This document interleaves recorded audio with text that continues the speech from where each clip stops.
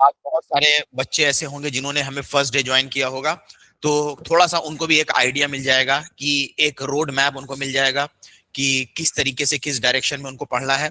और बहुत सारे स्टूडेंट्स ऐसे हैं जिनको बहुत सारे कंफ्यूजन्स हैं प्रिपरेशन को लेके। तो आइए कुछ चीजें हम लोग समझते हैं प्रिपरेशन से रिलेटेड, और कुछ हम लोग समझते हैं कि जो नए डेवलपमेंट्स हुए हैं, जैसे 3 साल की प्रैक्टिस जो है सुप्रीम कोर्ट ने मैंडेटरी कर दिया था, और जिसके वजह से जो लोग तैयारी कर रहे थे जुडिशरी की, उसमें से काफी सारे लोग जो है रुक गए हैं, बहुत सारे लोग कंफ्यूज हैं, और बहुत सारे लोग अभी इंतजार कर रहे हैं कि कहीं की वैकेंसी आए और पता चले कि क्या क्या चीजें, क्या क्या नए नए चेंजेस किए जा रहे हैं, किस तरीके से 3 इयर्स की प्रैक्टिस साबित करना है, क्या क्या चीजें बनवाना है, क्या चीजें नहीं बनवाना है। तो देखिए अभी तक खाली चीजें, कहीं का एग्जाम अगर हुआ है 3 इयर्स प्रैक्टिस आने के बाद, तो वो खाली सिक्किम का हुआ है। तो सिक्किम के अंदर बस खाली अभी तक ये एग्जाम हुआ है, और अभी और स्टेट्स ने कहीं पे अभी एग्जाम कंडक्ट नहीं किया है जब से ये 3 इयर्स प्रैक्टिस का रूल आया है। तो हम लोग खाली आज बेसिक चीजें ही खाली समझेंगे प्रिपरेशन से रिलेटेड। तो जैसे कि आप लोग पता होगा, ज्यादातर आप लोगों में से स्टूडेंट्स जो होंगे वो जुडिशियल सर्विसेज की प्रिपरेशन कर रहे होंगे, जो जुडिशियल सर्विसेज जिसे हम लोग पीसीएस जे भी कहते हैं। देखिए आपको पता होगा कि 2 तरीके की जुडिशरी है हमारे यहाँ। सबऑर्डिनेट जुडिशरी में 2 तरीके की जुडिशरी है, एक पीसीएस जे है और एक हायर जुडिशरी है हमारे पास, हायर जुडिशियल सर्विसेज। तो एक पीसीएस जे है और एक हायर जुडिशियल सर्विसेज है। हायर जुडिशियल सर्विसेज भी सबऑर्डिनेट जुडिशरी के अंदर ही आती है, ठीक है। और बाकी हाई कोर्ट के अंदर या सुप्रीम कोर्ट के अंदर जो जजेस जाते हैं, आपको पता होगा वो या तो कलेजियम के थ्रू जाते हैं और या तो उनका प्रमोशन होता है। तो या तो कलेजियम के थ्रू जाते हैं, या तो हाई कोर्ट के अंदर जो डिस्ट्रिक्ट जजेस होते हैं उनका प्रमोशन होता है, वो उस जगह से पहुंचते हैं। तो वहां तक का कोई आपको डायरेक्ट एग्जाम नहीं होता है। तो सुप्रीम कोर्ट के जजेस हो गए, हाई कोर्ट के जजेस हो गए, कोई डायरेक्ट एग्जाम जजेस, कोई एग्जाम नहीं होता है। वहां पे एक कलेजियम है। कलेजियम मतलब कि एक ग्रुप बनाया है, एक ग्रुप होता है जजेस का जो जजेस को चुनते हैं। तो जजेस का एक ग्रुप होता है, वो चुनता है, उसी सिस्टम को हम लोग कहते हैं कलेजियम। वो हम लोग पढ़ते हैं कॉन्स्टिट्यूशन के अंदर। तो सुप्रीम कोर्ट के अंदर हो गया, कलेजियम चुनता है वहां पे, कोई एग्जाम नहीं होता। हाई कोर्ट के अंदर भी सेम चीज है, कलेजियम चुनता है, या तो जिनका प्रमोशन होता है, डिस्ट्रिक्ट जजेस जो होते हैं वो हाई कोर्ट पहुंच जाते हैं, या जो हाई कोर्ट के जज सुप्रीम कोर्ट पहुंच जाते हैं। तो इस तरीके से जो है हाई कोर्ट और जो सुप्रीम कोर्ट होती है, यानी जो हमारे यहाँ अगर हम लोग कहें जो कॉन्स्टिट्यूशनल कोर्ट्स हैं, जिनको हम लोग कहेंगे कॉन्स्टिट्यूशनल कोर्ट्स, ठीक है, क्योंकि ये कंफ्यूजिंग हो सकता है हायर जुडिशरी और पीसीएसजे, यानी जिसको हम लोग सबऑर्डिनेट या लोअर जुडिशरी भी कई बार कहते हैं। तो ये हायर जुडिशरी का मतलब सुप्रीम कोर्ट हाई कोर्ट नहीं। सुप्रीम कोर्ट और हाई कोर्ट को हम लोग कहेंगे कॉन्स्टिट्यूशनल कोर्ट्स। तो कॉन्स्टिट्यूशनल कोर्ट्स के अंदर जो अपॉइंटमेंट होता है जजेस का, वो किस तरीके से होता है, कलेजियम ग्रुप बना हुआ है जजेस का, वही लोग चुनते हैं कि किसको जज बनाना है। चीफ जस्टिस ऑफ इंडिया जो होता है वो सबसे सीनियर मोस्ट जज जो है वही बनता है। तो यही सेम पैटर्न हाई कोर्ट में भी फॉलो किया जाता है। तो हम लोग कॉन्स्टिट्यूशनल कोर्ट्स की बात नहीं कर रहे हैं। तो कॉन्स्टिट्यूशनल कोर्ट्स में आप जज इतनी आसानी से नहीं बन सकते, उसमें बहुत लंबी प्रैक्टिस चाहिए होती है, और कई सारे रिक्वायरमेंट जो है उसके अंदर पूरी करनी होती है। तो हम लोग यहाँ पे कंसर्न है पीसीएसजे और हायर जुडिशरी के लिए। तो पीसीएसजे और हायर जुडिशरी ये दोनों ही सबऑर्डिनेट जुडिशरी के अंदर आती है। सबऑर्डिनेट जुडिशरी यानी जो कोर्ट्स आप देखते हो कचहरी के अंदर, जो आपके डिस्ट्रिक्ट में कचहरी होती है या सबऑर्डिनेट कोर्ट्स होते हैं, वहीं हायर जुडिशरी और लोअर जुडिशरी दोनों होती है, ठीक है। तो इसकी हायरार्की आई होप कि आपको पता होगा कि हर, आपको पता होगा डिस्ट्रिक्ट के अंदर जो डिस्ट्रिक्ट जज होता है, डिस्ट्रिक्ट एंड सेशंस जज भी उसी को कहते हैं, जब क्रिमिनल केसेस देखता है, उसी के नीचे एक जुडिशरी और आती है जो मैजिस्ट्रेट की कोर्ट्स होती है। मैजिस्ट्रेट की कोर्ट्स होती है, ये इन्हीं कोर्ट्स के नीचे आती है, ठीक है। तो एचजेएस और पीसीएसजे दोनों में सबसे अहम डिफरेंस ये होता है कि एचजेएस के लिए एक तो सबसे अहम जरूरत की चीज ये है कि एचजेएस जो है ये इसके मुकाबले ज्यादा सुपीरियर पोस्ट होती है। एचजेएस के मुकाबले, जैसे कि अभी हमने आपको बताया कि जो सबऑर्डिनेट जुडिशरी है, सबऑर्डिनेट जुडिशरी यानी हर डिस्ट्रिक्ट के अंदर जो सबऑर्डिनेट जुडिशरी होती है उसके अंदर भी 2 हायरार्की है।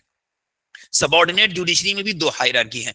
एक आप कह सकते हो वो हायरार्की जिसके अंदर जजेस होते हैं, जिसको हम लोग यहाँ पे सरल से समझने के लिए कह सकते हैं कि वो हायरार्की जिसके अंदर जजेस होते हैं। और इसके नीचे जो आते हैं, जो नीचे कोर्ट्स आती है, उसके नीचे हम लोग कहते हैं कि मैजिस्ट्रेट्स है। मैजिस्ट्रेट का वर्ड हम लोग तभी इस्तेमाल करते हैं जब कोई एडमिनिस्ट्रेटिव और क्रिमिनल एक्शन को कोई एडमिनिस्टर करता है, तो उसके लिए हम लोग वर्ड इस्तेमाल करते हैं मैजिस्ट्रेट। हालांकि ये जो जज होते हैं यहाँ पे जो जुडिशियल ऑफिसर होते हैं, जब वो सिविल के केस देखते हैं तो उनको भी जज कहा जाता है, लेकिन हम लोग समझने के लिए इनका डिवीजन कर लेते हैं। जो इनके ऊपर जो जज होते हैं उनको जज ही कहा जाता है, चाहे वो क्रिमिनल केसेस देख रहे हो चाहे सिविल के केसेस देख रहे हो, उनको मैजिस्ट्रेट नहीं कहा जाता है। तो ये जो होते हैं, ये जो जिस जिस जज जो जुडिशरी के अंदर आते हैं, इसी के अंदर आते हैं डिस्ट्रिक्ट एंड सेशन जजेस। डिस्ट्रिक्ट एंड सेशंस जजेस, इसके साथ साथ इसके अंदर कई एडिशनल डिस्ट्रिक्ट एंड सेशंस जजेस होते हैं। बाकी यहाँ पे जो होते हैं मैजिस्ट्रेट्स, मैजिस्ट्रेट्स की हायरार्की होती है। इसमें जुडिशियल मैजिस्ट्रेट फर्स्ट क्लास और सेकंड क्लास होता है। इसमें judicial magistrate first class and second class होता है। इसमें जो आपका सिलेक्शन होता है, आप इसमें जुडिशियल मैजिस्ट्रेट फर्स्ट क्लास बनते हो, लेकिन शुरुआत में आपको क्रिमिनल केसेस नहीं देते हैं आमतौर पे, तो वो आपको क्या बना देते हैं, सिविल जज जूनियर डिवीजन। तो सिविल जज जूनियर डिवीजन आपको बना देते हैं।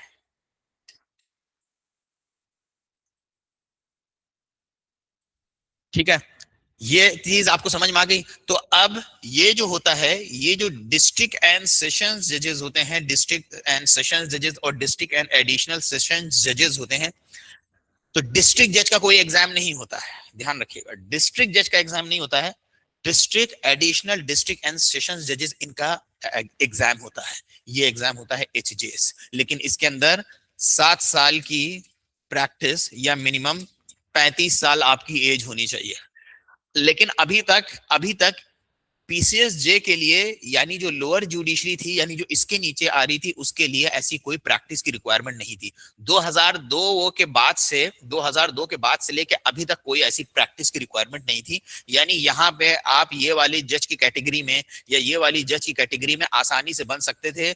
लॉ करने के बाद ही आपको कोई प्रैक्टिस की जरूरत नहीं थी। यहाँ पे 7 साल 35 साल एज चाहिए होती थी। एज सच लॉ के अंदर आपने एलएलबी कंप्लीट करा था, चाहे आपका 3 इयर्स होता, चाहे आपका 5 इयर्स होता, आप दोनों ही केस के अंदर जो लोअर जुडिशरी यानी पीसीएस जे था, आप इसका एग्जाम दे सकते थे।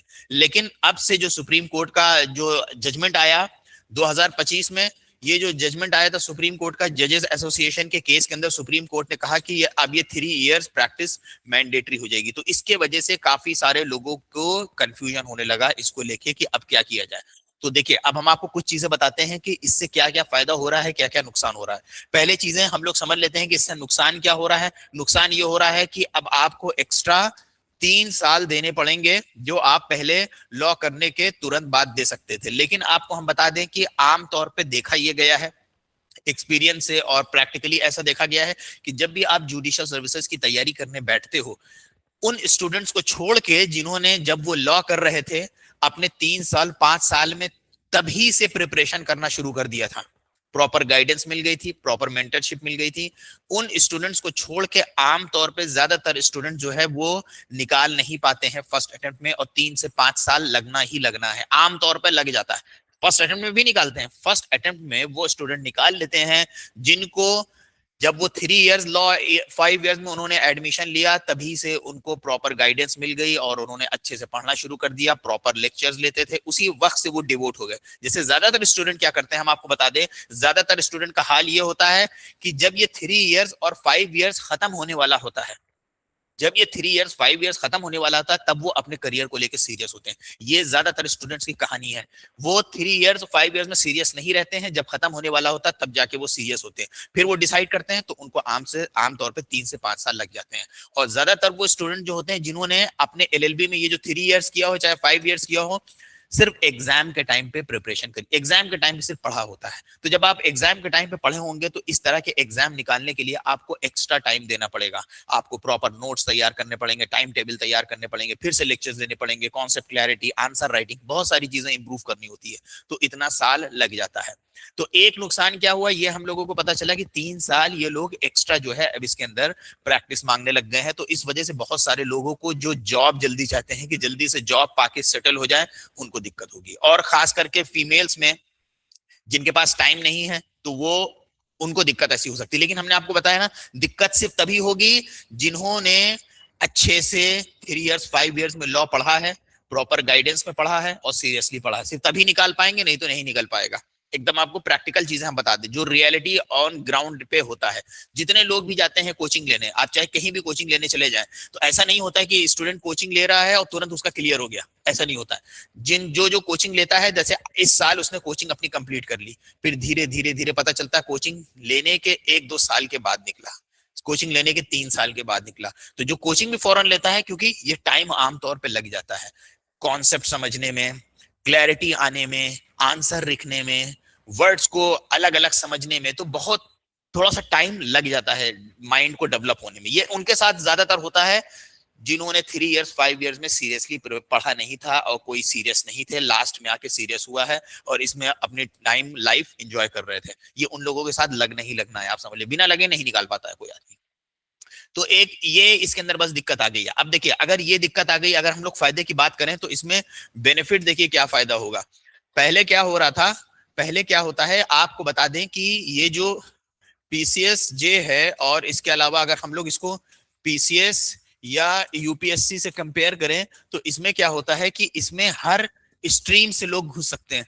आप किसी भी बैकग्राउंड से आ रहे हो, आपने लॉ किया हो, आपने कॉमर्स किया हो, आपने इंजीनियरिंग करी हो, कहीं से भी आप आए हो, आप पीसीएस यूपीएससी दे सकते हो। इसके अंदर आपको एक ऑप्शनल पेपर मिलता है। इसमें ऑप्शनल एक पेपर होता है, जैसे कि आप लॉ बैकग्राउंड से आ रहे हो तो इसमें आप एक ऑप्शनल लॉ का पेपर चूज कर लो, आपको उस पर टेस्ट किया जाएगा। आपको इंग्लिश लिटरेचर पसंद है, लिटरेचर सेलेक्ट कर लो। आपको इसमें जो सब्जेक्ट पे आपका कमांड हो, आप उस सब्जेक्ट को इसमें ऑप्शनल में लेके ये निकाल सकते हो। पीसीएस यूपीएससी तो इसमें हर तरह के लोग चले जाते थे। लेकिन पीसीएस जे के अंदर क्या होता है, इसके अंदर एलएलबी मस्ट है। तो एलएलबी मस्ट होने की वजह से, एलएलबी जरूरी होने की वजह से एक बहुत बड़ा क्राउड जो है वो इसके अंदर ऑलरेडी पहले कट रहा था। एक बहुत बड़ा क्राउड इसके अंदर इस वजह से कट रहा था क्योंकि इसके अंदर एलएलबी मांगा जा रहा था, क्योंकि इसमें तो कोई भी अपनी लक टेस्ट करने के लिए कोई भी चला जा रहा था इसके अंदर। पीसीएस यूपीएससी के अंदर आप कोई भी जाके दे सकता है, आप किसी भी बैकग्राउंड से आ रहे हो, कॉमर्स किया हो, आपने बीए किया हो, बीएससी किया हो, कोई भी फील्ड से आ रहे हो, आप दे सकते हो पीसीएस यूपीएससी ऑप्शनल पेपर लेके।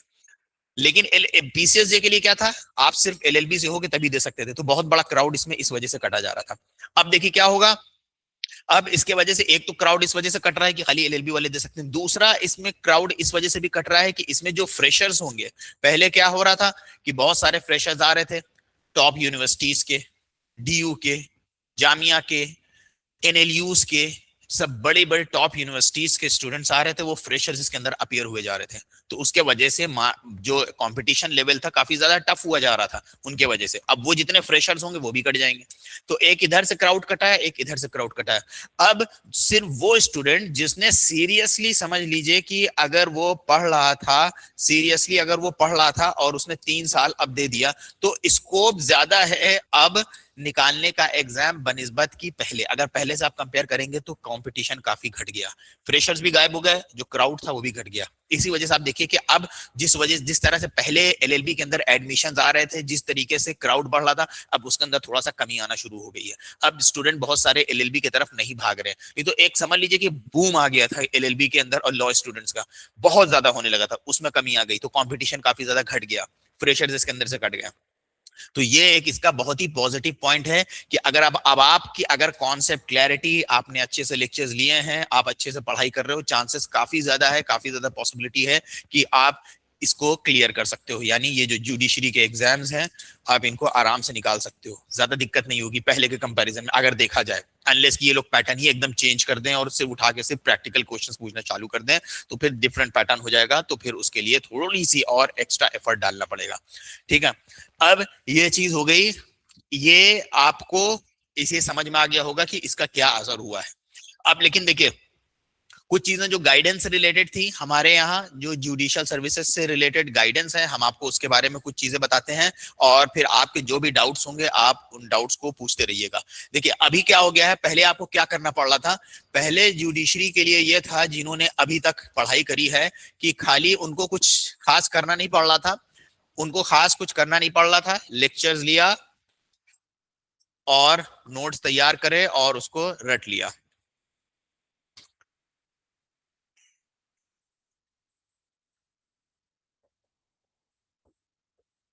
खाली लेक्चर्स लिया, उसको मेमोराइज किया और उसके बाद जाके उसको जाके लिख दिया। ठीक है, ये एक तरीका चल रहा था स्टूडेंट्स के लिए। तो इस तरह के चीजों में जो क्वेश्चंस पूछे जा रहे थे जुडिशियल सर्विसेज में, कोई बहुत ज्यादा उनका लेवल डिफिकल्ट नहीं हो रहा था। आपको अगर देखा जाए तो क्वेश्चंस का कोई ऐसा लेवल डिफिकल्ट नहीं होता था। अगर आपने अच्छे से पढ़ा है, आपने लेक्चर्स लिए हुए हैं और आपने अच्छे से थ्योरी पढ़ी हुई, आप आंसर लिख सकते थे। अब बस एक्स्ट्रा आपको एडिशनल क्या चीज आ गई है कि अब आपको थोड़ा सा कोर्ट की प्रैक्टिस ये लोग मांग रहे हैं।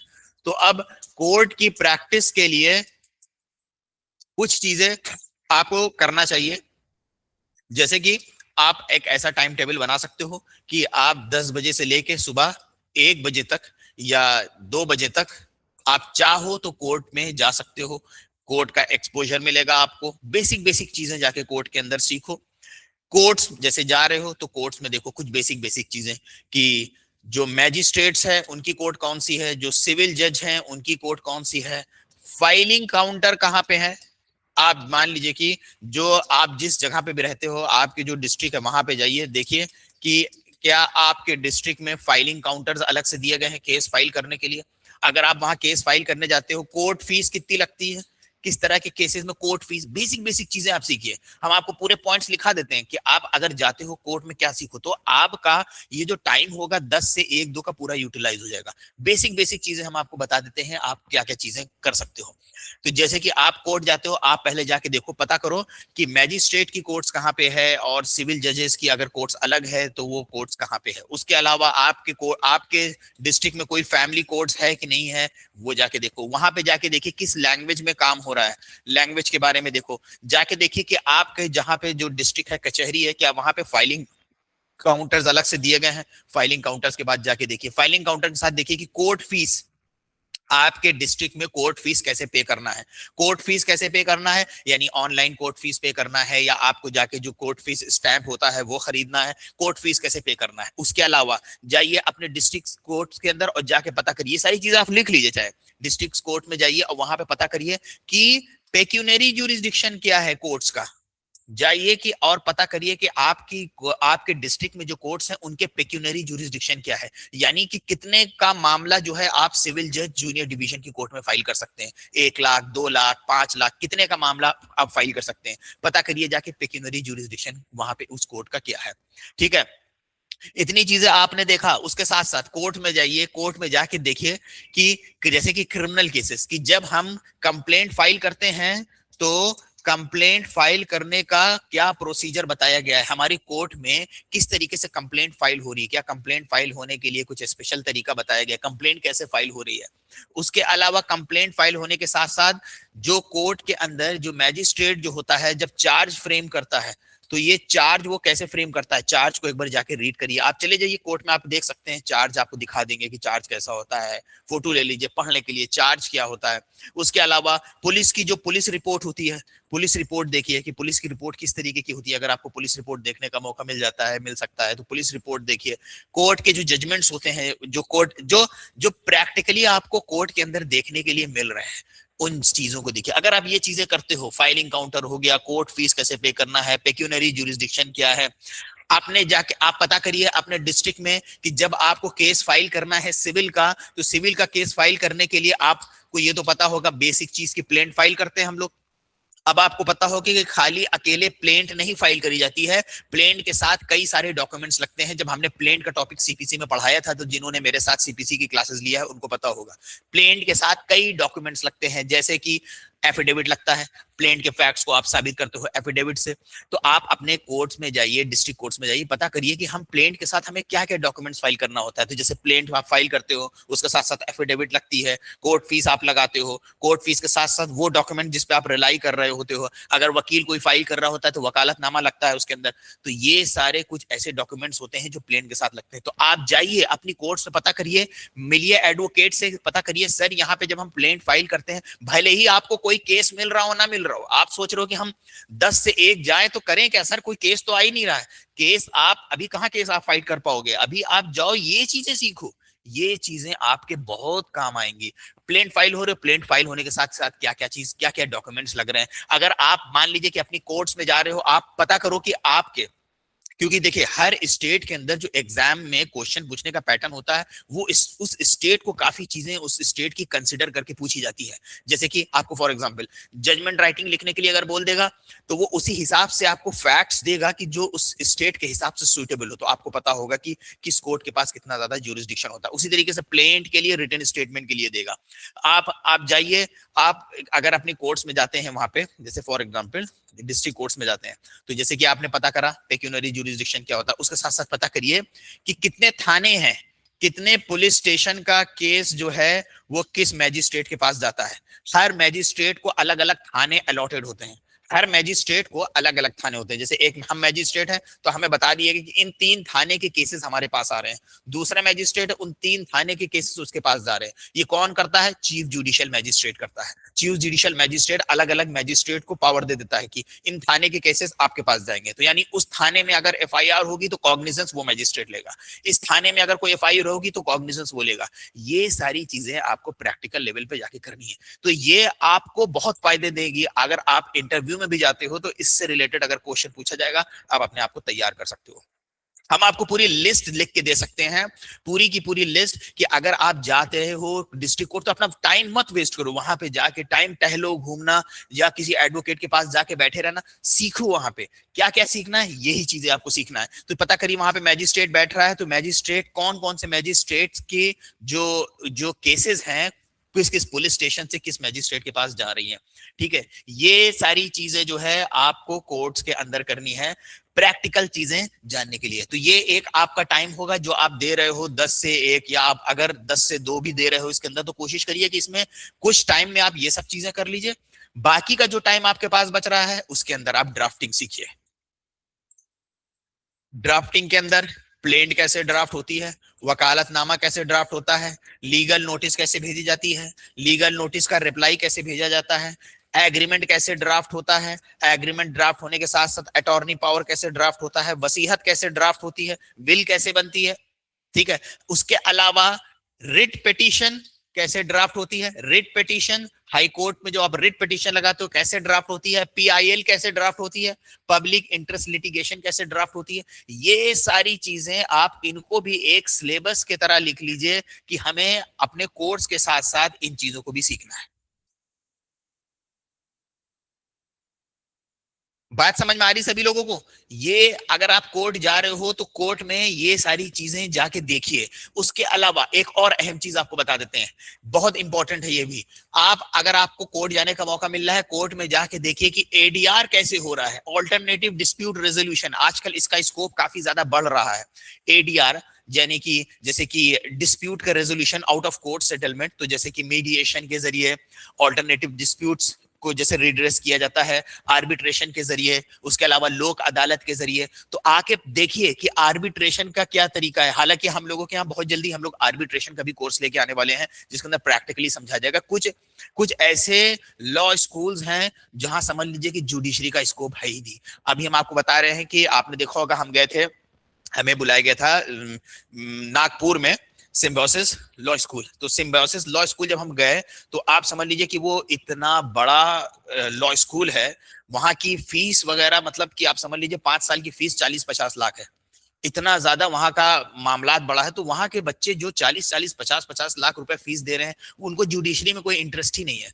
वहां चाहते हैं कि लोग की जुडिशरी का एनवायरनमेंट क्रिएट हो। उनको जुडिशरी में क्या क्यों इंटरेस्ट होगा भाई? जुडिशरी में उनको लिमिटेड फीस मिल रही है। जिसने 40 लाख रुपए अपनी पढ़ाई में लगाया है वो क्यों चाहेगा कि उसको 1 लाख रुपए की नौकरी मिले, 1 लाख रुपए से उसको जिंदगी गुजारना हो और इतने इतने रूल्स हो। तो मुंबई, गुजरात, ये सब जगह जुडिशरी वगैरह का ज्यादा कोई ध्यान ही नहीं देता है। इवन दिल्ली में भी बहुत ज्यादा सीरियस नहीं है। गवर्नमेंट सर्विसेज की जॉब वगैरह के वहां पे बहुत ज्यादा क्रेज होता है, जहां पे जो मेट्रोपॉलिटन सिटीज नहीं है, जहां पे जो मेट्रोपॉलिटन नहीं है, जहां पे ज्यादा आपको इंडस्ट्रीज, फैक्ट्रीज, कॉर्पोरेट वर्ल्ड नहीं मिलेगा। तो जहां पे कॉर्पोरेट वर्ल्ड नहीं होता है तो लोगों के पास कोई ऑप्शन नहीं, तो वहां पे गवर्नमेंट सर्विसेज, गवर्नमेंट जॉब की बहुत ज्यादा डिमांड होती है और बहुत वैल्यू होती है। जैसे यूपी के अंदर बहुत वैल्यू है, बिहार के अंदर बहुत वैल्यू है। तो ऐसे स्टेट जो थोड़ा सा बैकवर्ड होते हैं तो वहां पे गवर्नमेंट जॉब की बड़ी वैल्यू होती है, बहुत नाम होता है यूपीएससी।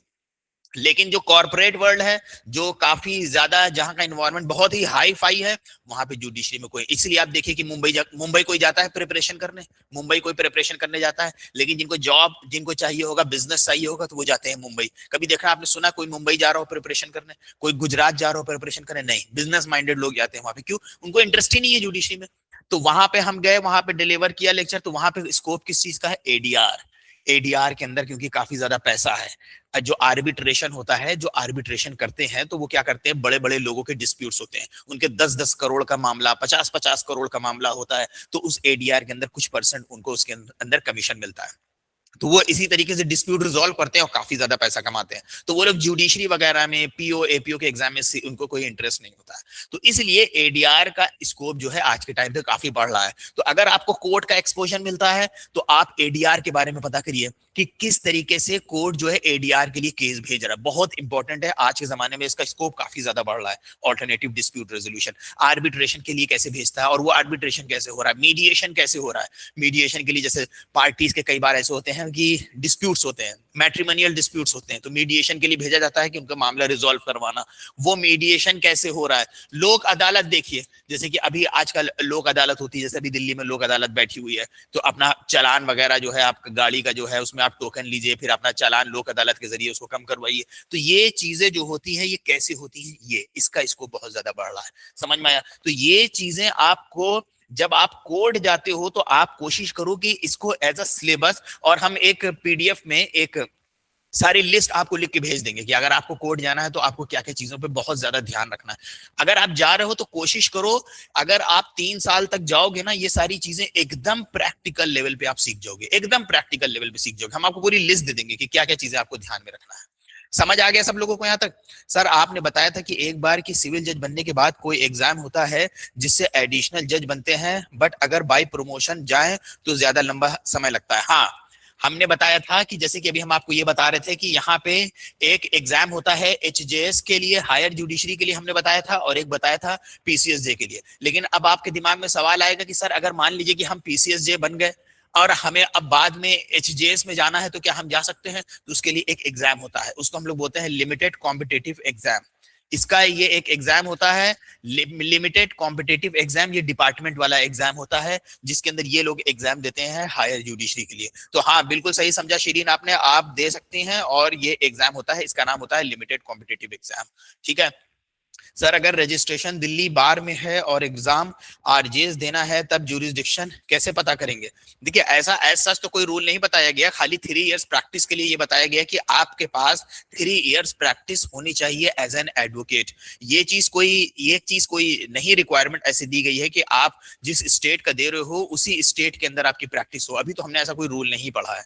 तो यही बोला गया है कि अगर आप को 3 इयर्स का देना है, यानी अगर आपको जुडिशरी देना है तो आपके पास 3 इयर्स की प्रैक्टिस होनी चाहिए, जो मैंडेटरी कर दिया है, जो आपको ऑब्टेन करना पड़ेगा किसी ऐसे एडवोकेट से जिसकी एक लिमिटेड प्रैक्टिस बता दी गई, उतनी होनी चाहिए, और जिसको प्रिंसिपल जुडिशियल ऑफिसर ने अप्रूव किया हो। सर लिमिटेड कॉम्पिटेटिव एग्जाम, हाँ लिमिटेड कॉम्पिटेटिव एग्जाम ये डिपार्टमेंट वाला होता है, तो ये स्टेट वाइज होता है। तो आई होप कि आपको ये समझ में आ गया होगा कि अगर आप कोर्ट जाते हो तो कोर्ट में जाके अपना टाइम वेस्ट नहीं करना है, इन सारे प्रैक्टिकल एस्पेक्ट के ऊपर आपको फोकस करना है। लेकिन ध्यान रखिएगा, इन सारी चीजों को करने से भी आपका जुडिशियल सर्विसेज एग्जाम नहीं निकल जाएगा। उसके बाद भी आपको जो प्रिपरेशन की प्रॉपर स्ट्रेटजी है उसको फॉलो करना पड़ेगा। और प्रिपरेशन की क्या स्ट्रेटजी है, प्रिपरेशन के लिए जो स्ट्रेटजी है आपको पता होगा कि ये जितने भी आप एग्जाम कॉम्पिटिटिव एग्जाम्स होते हैं, जो जैसे जुडिशरी हो गया या जैसे कि यूपीएससी हो गया, पीसीएस हो गया, आपको पता है कि ज्यादातर सारे एग्जाम 3 स्टेप में होते हैं, इनके 3 चरण होते हैं। जैसे आपको पता होगा प्रिलिमिनरी एग्जामिनेशन होता है इसका, इसके अलावा इसके अंदर मेंस होता है, मेंस एग्जामिनेशन होता है, और उसके अलावा इसके अंदर इंटरव्यू होता है। ठीक है, तो ये 3 एग्जाम्स होते हैं। तो जब आप इस तरह के एग्जाम्स की तैयारी करते हो तो आपको ध्यान रखना है कि आप किसी एक एग्जाम की तैयारी नहीं कर रहे हो, बल्कि 3 अलग अलग एग्जाम की तैयारी कर रहे हो। फील्ड सेम होती है लेकिन एग्जाम समझ लीजिए अलग है। इसके लिए आपको अलग तरीके से तैयार करना है, इसके लिए आपको अलग तरीके से तैयार करना है, और इसके लिए आपको अलग तरीके से तैयार करना है। ठीक है, इसका मार्क्स आपको मिलता है, लेकिन इसका जो मार्क्स होता है वो आगे कहीं जाता नहीं है, कैरी फॉरवर्ड नहीं होता है, यहीं तक खत्म हो जाता है। तो ये प्रिलिमिनरी यानी ये एक तरीके से एंट्री लेवल एग्जाम होता है, इसको एंट्री लेवल एग्जाम भी कहा जाता है। बस आपको क्वालिफाई करना है एंट्री के लिए, इसमें जो मार्क्स पाओगे इसमें ऐड हो जाओगे।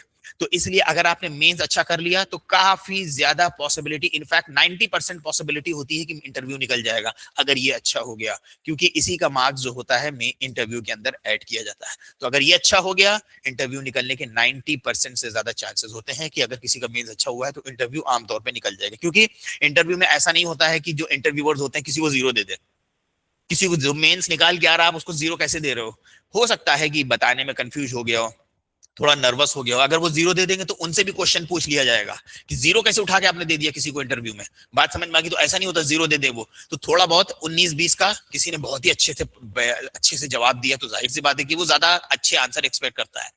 तो मेंस और इंटरव्यू के मार्क्स जोड़ते हैं, तीनों का पैटर्न अलग अलग होता है। इसका आपको पता है कि इसके 4 ऑप्शंस होते हैं, आपको बस इसको 4 ऑप्शन को पहचान के टिक मारना होता है। ये पूरी चीज ये आपको प्रैक्टिस करते करते ये आसान हो जाती है, इसमें दिक्कत नहीं होती है स्टूडेंट को। लॉन्ग टर्म की हम बात कर रहे हैं, हो सकता है जिन्होंने अभी नई नई प्रिपरेशन शुरू करी हो उनको इसमें इसमें भी दिक्कत आ रही हो, लेकिन लॉन्ग टर्म में इसमें दिक्कत नहीं आएगी, एक टाइम के बाद इसमें आपको दिक्कत आएगी नहीं। जो लॉन्ग टर्म में दिक्कत है वो इसमें आती है सबसे ज्यादा। आपको बता दें कि इसका रिजल्ट क्या होता है। 100 बच्चे बैठते हैं तो 5-6 सिर्फ निकाल पाते हैं। इसके अंदर अगर 100 बच्चे बैठते हैं तो ये 20 तक बच्चे निकाल सकते हैं preliminary examination. 20 up to 20 student जो है they can clear preliminary examination. लेकिन अगर मेंस के अंदर देखें तो 5% रिजल्ट होता है मेंस का, कि मेंस में 5% बच्चे ही मेंस निकाल पाते हैं। तो इसलिए जो आप प्रिपरेशन करें, जो नए बच्चे हैं जो भी करने जा रहे हैं या जिन्होंने शुरू कर दिया है, आपके लिए हमारे तरफ से एक स्ट्रॉन्ग रिकमेंडेशन है और सजेशन है कि आपका जो प्रिपरेशन का जो पर्सपेक्टिव होना चाहिए, यानी वो मेंस के हिसाब से होना चाहिए। तो आपको जो प्रिपरेशन करना है वो मेंस के हिसाब से करना है। मेंस के हिसाब से करने का मतलब खाली ये नहीं कि आपको आंसर आपके सामने रहेगा आपको बस टिक मारना, ये तो बहुत आसान होता है क्योंकि आपको एक तरीके से हिंट दिया गया है इसी के अंदर।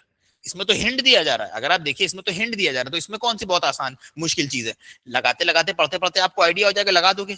इसमें दिक्कत होती है क्योंकि इसमें आपको बहुत सारी चीजों के ऊपर टेस्ट किया जाता है। आंसर राइटिंग हो गई, स्पीड हो गई, टाइम मैनेजमेंट, एनालिसिस कितना अच्छा है आपका,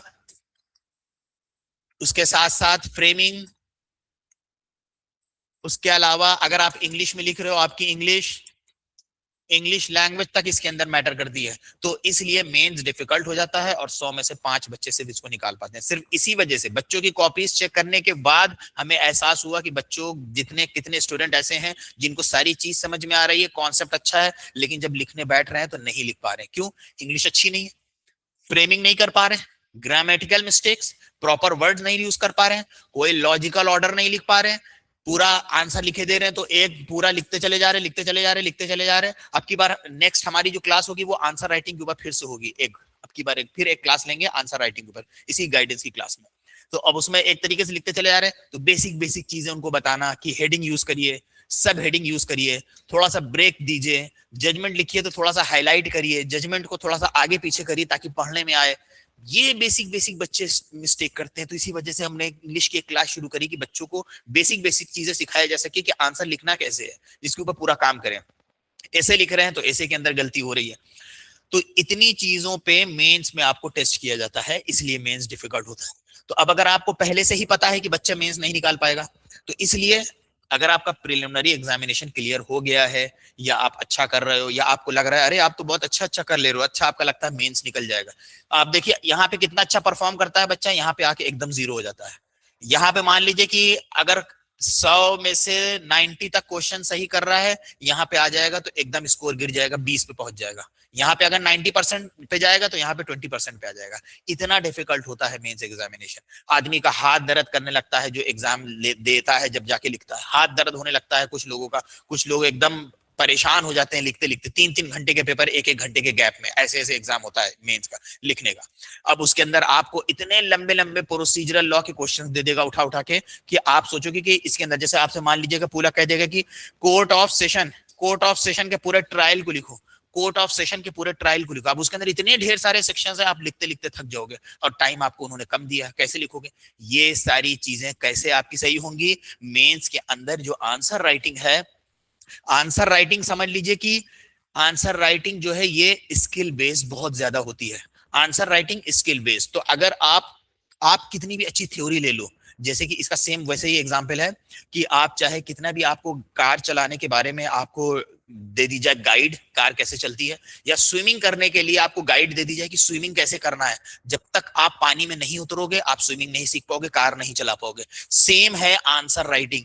आपके कितनी अच्छी कॉन्सेप्ट क्लैरिटी आ गई हो, कितना अच्छा आपने समझ लिया, आप सोच रहे हो कि अरे हम तो एलएलबी में लिखते हुए आए हैं, आप लिख लोगे, यहाँ नहीं लिख पाओगे। यहाँ पे उनका टेस्ट करने का मेथड ऐसा होगा कि आप फंस जाओगे, आपका हाथ दर्द करने लग जाएगा, लेकिन उनका क्वेश्चन खत्म नहीं होगा लिखते लिखते।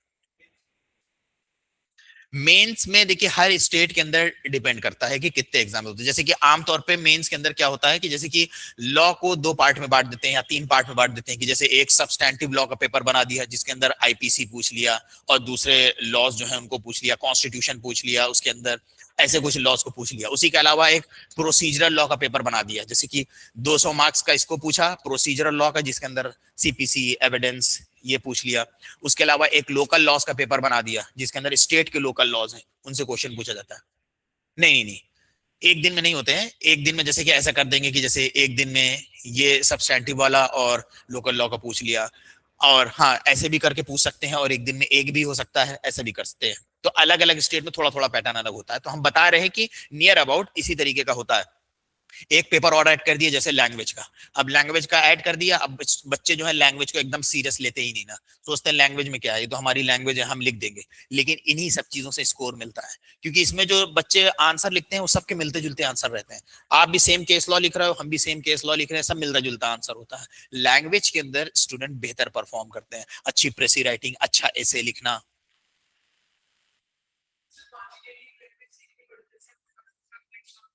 हाँ, अगर अगर आपका जिस स्टेट के हो, लैंग्वेज के अंदर आप समझ लीजिए कि हर स्टेट के अंदर अपनी रीजनल लैंग्वेज, क्योंकि यहाँ पे देखिए जरूरी भी है रीजनल लैंग्वेज पूछना, क्योंकि आप फिर कोर्ट के अंदर आपको वो पोस्ट अगर देंगे तो आप काम कैसे कर पाओगे, अगर वहां पे सारा काम हिंदी में हो रहा होगा। अब जैसे यूपी के अंदर ज्यादातर आप डिस्ट्रिक्ट कोर्ट्स में जाएंगे, एकदम भयंकर वाली हिंदी में काम होता है। कुछ कुछ ऐसे एकदम एरियाज हैं जो यूपी के अंदर आप चले जाएंगे, एकदम भयंकर हिंदी में काम हो रहा है, आपको अल्फाज ही नहीं समझ में आएगा कि हमने ये तो पढ़ा था, इस क्या सुन रहे हैं, ऐसे तरीके से काम होता है। गुजरात में चले जाएंगे गुजराती है, नॉर्थ ईस्ट में चले जाएंगे वहां उनकी लैंग्वेज चल रही, पंजाब में पंजाबी चल रही है। तो इसीलिए ज्यादा स्कोप होता है कि अगर आप हिंदी बेल्ट, हिंदी बोलते हैं तो हिंदी बेल्ट के ही एग्जाम दें, और कोशिश करें कि जिस स्टेट से बिलोंग करते हैं वहां का दें। हाँ, आप और भी स्टेट के दे सकते हैं एग्जाम, तो उसमें यह रहता है कि थोड़ा सा सब्जेक्ट ज्यादा बढ़ जाता है, क्योंकि हर स्टेट्स में थोड़ा थोड़ा कुछ लोकल लॉज वगैरह बढ़ जाते हैं। तो अगर आप हिंदी बेल्ट के हैं तो हिंदी बेल्ट, क्योंकि अगर आप किसी ऐसे आप सोचो कि हम यहाँ बैठे हुए हैं, लॉ मुझे साउथ में केरला बहुत पसंद है, चलो केरला का दे देते हैं, तो ऐसे नहीं कर पाओगे, क्योंकि फिर आपको वहां की लैंग्वेज सीखनी पड़ेगी, और लैंग्वेज से आपका स्कोर डिसाइड होता है, स्कोर आएगा नहीं। आप बैठे रहो सोचोगे चलो मैं पंजाब दे देता हूँ, या आप सोचोगे कोई आपको नॉर्थ ईस्ट बहुत पसंद है, अरुणाचल चलो जाके दे देते हैं, तो ऐसे नहीं कर पाओगे, क्योंकि वहां उनकी लैंग्वेज होगी, वो आप दे नहीं पाओगे। तो ऐसा नहीं होगा। तो अगर आप हिंदी बेल्ट के होगे तो आप वही स्टेट दे पाओगे जहां पे हिंदी आती है। जैसे हिंदी बेल्ट में कौन कौन से स्टेट्स आते हैं, जैसे कि यूपी हो गया, एमपी हो गया, झारखंड हो गया, बिहार हो गया, राजस्थान हो गया, उत्तराखंड हो गया, ये सब स्टेट्स में आप दे सकते हैं। छत्तीसगढ़ हो गया, हिमाचल हो गया, हरियाणा हो गया, ये सब जगह आप दे सकते हैं। दिल्ली हो गया, दिल्ली भी आ जाएगा इसके अंदर। Sir, I have completed my LLB in 2026. Then I can give the PCSJ in 2029 or before that. अजीम खान, देखिए अभी 2026 के अंदर अगर आपका एलएलबी कंप्लीट हुआ है, अब क्योंकि 3 इयर्स प्रैक्टिस रूल आ चुका है, इसी 2025 जो 2025 निकल गया लास्ट ईयर मई में, सुप्रीम कोर्ट का जजमेंट आ गया है कि अब 3 साल प्रैक्टिस मैंडेटरी है एज एन एडवोकेट। वहां पे आपके पास एक सर्टिफिकेशन होना चाहिए कि आपको एक एडवोकेट ने सर्टिफाई किया है, और वो एडवोकेट जिसको ऑथोराइज किया गया है निस्बत जुडिशियल ऑफिसर के द्वारा, तब वो मान्य होगा, फिर आप अपीयर हो पाओगे। ठीक है सर, बॉम्बे में लोग जाते हैं एंटरटेनमेंट इंडस्ट्री के लॉयर बनते हैं, उसमें भी बहुत पैसा होता है, जस्ट लाइक एडीआर और सिम्बायोसिस के या एनएलयूज के लोग prefer corporate rather than judiciary. हाँ, तो वही हमने बताया कि वो जो वर्ल्ड है ना, तो जुडिशरी वगैरह पीसीएस का, गवर्नमेंट जॉब का ज्यादातर जो जो डिमांड होती है वो उन जगहों पे ज्यादा होती है जहां पे कॉर्पोरेट वर्ल्ड नहीं है, कुछ है ही नहीं लोगों के पास करने के लिए, तो गवर्नमेंट जॉब की वहां बहुत डिमांड होती है, और वहां पे लोग एकदम परेशान रहते हैं। 3 इयर्स जो प्रैक्टिस है इसके अंदर एलएलएम, देखिए एलएलएम करने के लिए बहुत सारे एलएलएम जो होते हैं करेस्पॉन्डेंस भी करवाते हैं, और बहुत सारे एलएलएम जो होते हैं रेगुलर होते हैं। तो ये इंस्टीट्यूट से पता करना पड़ेगा कि क्या हम एलएलएम करने के दौरान अगर दूसरा काम करते हैं तो क्या हमें इंस्टीट्यूट अलाउ करती है प्रैक्टिस साथ में। अगर इंस्टीट्यूट इस बात को लिख के दे देती है, बता देती है कि हम अलाउ करते हैं, तो मेरे हिसाब से फिर उसको 3 इयर्स में काउंट कर लिया जाएगा, मतलब मान लिया जाएगा। अच्छा, ऑनलाइन ऑफलाइन दोनों। अच्छा सर, मुझे स्पीड की प्रॉब्लम है, टाइम मैनेजमेंट, दिमाग में 100 पॉइंट्स आते हैं पर टाइम पर कंप्लीट करने के चक्कर में बाकी रह जाते हैं। तो देखिए कि अगर जैसा हिमानी पूछ रहे हैं कि मुझे स्पीड की प्रॉब्लम है, स्पीड की प्रॉब्लम है सर, टाइम मैनेजमेंट दिमाग में। तो देखिए इसका यही तरीका होता है कि जैसे कि आपने, अब आप जैसे आपकी प्रिपरेशन अच्छी खासी है, तो जिसकी प्रिपरेशन अच्छी खासी है उसके लिए हम आपको सजेस्ट करते हैं कि जैसे जिन्होंने अभी प्रिपरेशन शुरू करी है, जिन्होंने प्रिपरेशन शुरू करी है, जब आपको लगे कि आपने तकरीबन 50% प्रिपरेशन कर डाली है, 50% चीजें पढ़ डाली है, वो जैसे ही आपको लगे कि आपने 50% चीजें पढ़ डाली है, अब उसी टाइम से मॉक लेना शुरू कर दीजिए। ठीक है, लिखना पहले से शुरू कर दीजिए, लिखना और एमसीक्यूज आप पहले से लगाइए। ये लिखना और एमसीक्यूज, तो जैसे रात में सोते वक्त आपने आज क्लास लिया हमारी डाइंग डिक्लेरेशन की, रात में सोते वक्त डाइंग डिक्लेरेशन का एक आंसर लिख दीजिए। ये अलग चीज हो गई कि आप डेली प्रैक्टिस कर रहे हो। मॉक लेना मतलब कि क्वेश्चन दे के खुद से फिर आंसर लिखना प्रॉपर 1 घंटा निकाल के। ये जब आपका 50% कोर्स हो जाए तो उसके बाद आप शुरू कर सकते हैं 50%, 40%, 30% कुछ पढ़ने के बाद। पहले तो मॉक लीजिए आप, एक एक दो दो आंसर का, एक क्वेश्चन लिखा, दो क्वेश्चन लिखा, आप आसानी से लिख लोगे। थोड़ी दिनों के बाद फिर आप क्या कर दीजिए, फुल फ्लेज टेस्ट लेना शुरू कर दीजिए। फुल फ्लेज मतलब कि जिस तरीके से आपके एग्जाम में क्वेश्चन पूछा जाता है उसी तरीके से पूरा लीजिए, उसी पैटर्न में लीजिए जितनी दिन में होता है। अगर मान लीजिए कि आपके यहाँ 5 पेपर हो रहे हैं मेंस के, 5 पेपर का पूरा टेस्ट लीजिए। आप सोचिए अगर आप इतनी प्रैक्टिस करके जाओगे, जब एग्जाम में बैठोगे आपके लिए क्या कोई चीज नहीं रहेगी? इतना आपने फुल फ्लेज अपना टेस्ट लिया हुआ है कि आपको पता है कि कितनी देर लगेगी, कितना टाइम फंसेगा और किस टॉपिक में मेरा टाइम सबसे ज्यादा फंस रहा है। आपको पता चल जाएगा कि अच्छा मैं जो हूं, मैं सीपीसी में ज्यादा फंस रहा हूं, यही मेरा बार बार छूट रहा है, या मेरा कॉन्स्टिट्यूशन जो है बार बार छूट रहा है। पहले से पता चल जाएगा, पहले से प्रिपेयर हो जाओगे। तो फुल फ्लेज टेस्ट आपको लेना शुरू कर देना है जैसे ही आपको लगता है 40-50% तक आपने चीजें पढ़ लिया है। अगर आप फुल फ्लेज टेस्ट नहीं लोगे, फिर एग्जाम में आपके सामने आ जाएगा, आप लिख ही नहीं पाओगे, फिर आपको लगेगा अरे मेरे तो स्पीड की कमी है। अगर आप पहले से लिए होते फुल टेस्ट तो आपको पहले ही से पता होता कि आपकी स्पीड स्लो है, तो आपको फिर उसी हिसाब से टाइम मैनेजमेंट बनाना पड़ेगा कि 5 क्वेश्चन दिए हैं तो ऐसा ना करो कि एक क्वेश्चन को लिखते ही चले जा रहे हो, इसको लिख के थोड़ा सा रोक दो हाथ।